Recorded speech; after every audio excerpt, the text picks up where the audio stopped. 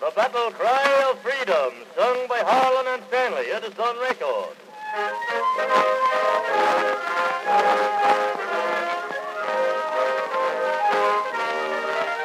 Yes, we'll rally round the flag, boys, we'll rally once again, shouting the battle cry of freedom. We will rally from the hillside, we'll gather from the plain, shouting the battle cry of freedom. The Union forever, hurrah, boys, hurrah!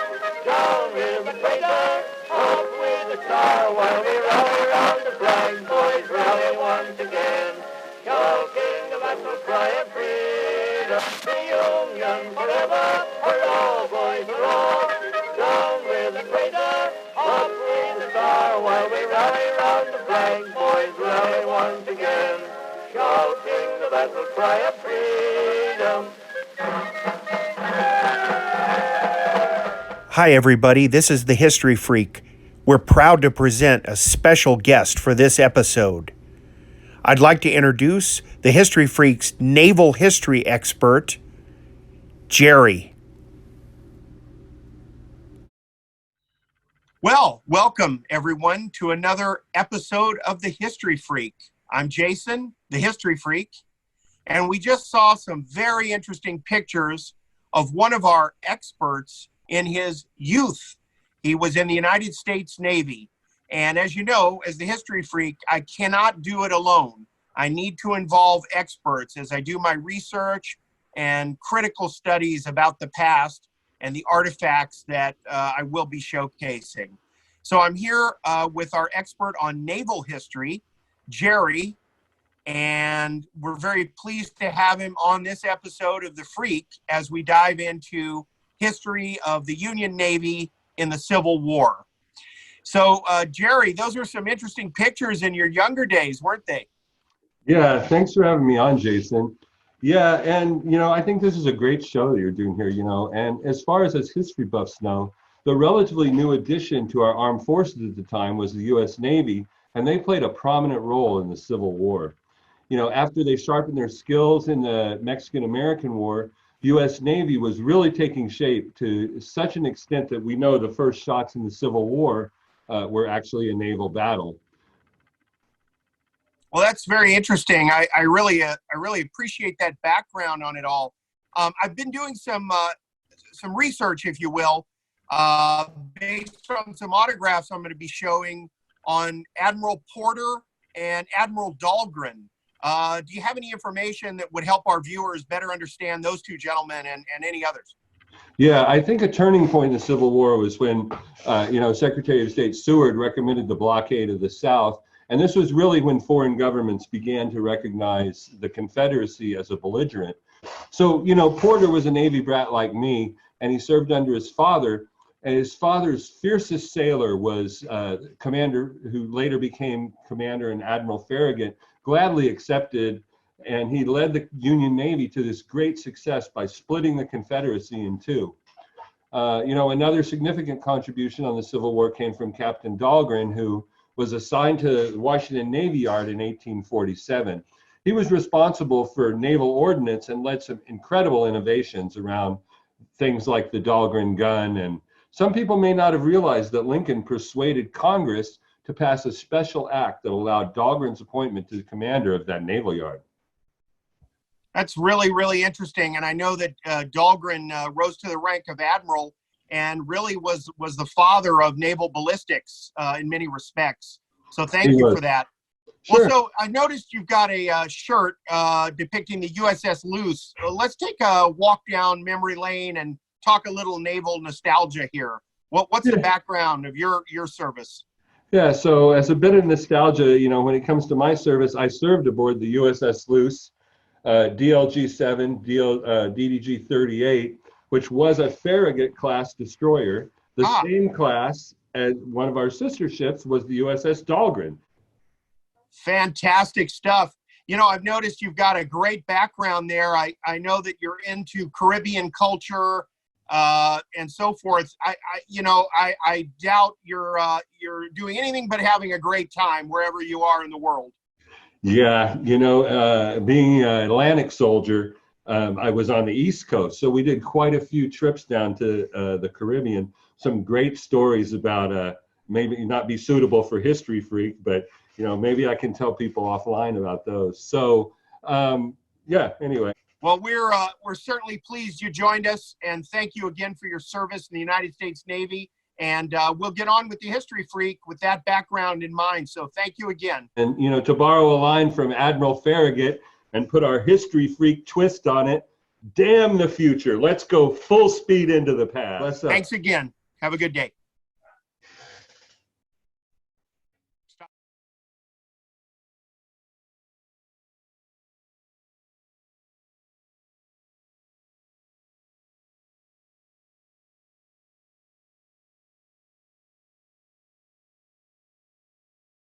Well, that was some great footage of the USS Cairo I toured a few years ago. Now let's check into a wonderful reference, the Civil War Naval Chronology book. An apt review that I read certainly didn't call this a page-turner, but described it as a critical reference for interested parties of the Civil War on the seas. My version I picked up, ironically, at a used bookstore. This version was published around the 1970s time period. It's put out by the U.S. Naval History Division and essentially the U.S. government print office. Sells for about $50 on Amazon, a great reference. Next, from one of my favorite vendors, thehistoricalshop.com in Louisiana, a signed commendation by Admiral David Dixon Porter, the U.S. Navy Admiral from one of the most distinguished families in U.S. naval history. I have accompanied this with some period engravings. Here, the flotilla of ironclads heading past Vicksburg along the Mississippi. Porter was appointed the second U.S. Navy officer to attain the rank of admiral. He was only rivaled by his adoptive brother, David Farragut. Porter took command of a flotilla along the Mississippi River at Vicksburg. Vicksburg was besieged and fell eventually in July of 1863, and Porter received praise from General Grant for the assistance that Grant received by Porter and his various men. Truly a wonderful signature. Now we'll dive in to the major 24 by 36 inch collage of Union admirals. So here we go. Let's start off with a handsome print of Admiral David Farragut. Also from the historical shop, an 8 by 10 inch manuscript general order signed by Admiral David Farragut himself. This is truly a wonderful piece of history, as it was signed by Farragut as commander of the Western Gulf Blockading Squadron, flag officer signed on his flagship Hartford in June of 1862. This allowed merchant ships to provide provisions to the city. Next, we have a signed check by Thornton A. Jenkins. Jenkins was appointed fleet captain and chief of staff of Farragut's squadron, and he led the fleet at the passage of Fort Hudson in March 1863. The aesthetic of the collage is augmented by some wonderful reproduction naval patches I obtained over the internet. Quite striking. Next, from Bomsey Autographs, a handwritten letter signed to Secretary of the Navy Gideon Wells by John Dahlgren.